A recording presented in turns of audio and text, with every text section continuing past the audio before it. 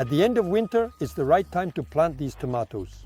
When the weather is warm, I highly recommend that you consider planting them inside a plastic bottle. This method helps to create a mini greenhouse effect, which can be beneficial for the growth of the plants. To plant in a plastic bottle, you need clay balls, half a glass of water, a cup of potting soil, a small spoon, tomato seeds, a seedling tool, tape, and a pair of scissors.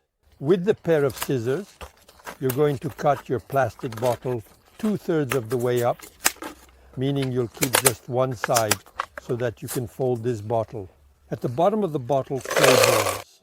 The clay balls that you'll use to drain your seedlings. Half a glass of water that you pour over the clay balls.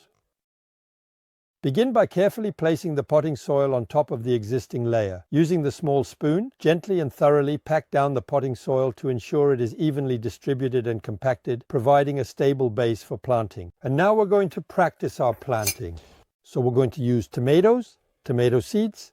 Now we're going to put about 10 tomato seeds in, and now I'm going to spread them out in my bottle. The seeds are gently and lightly buried. I'm going to use my small spoon. I'm packing it down.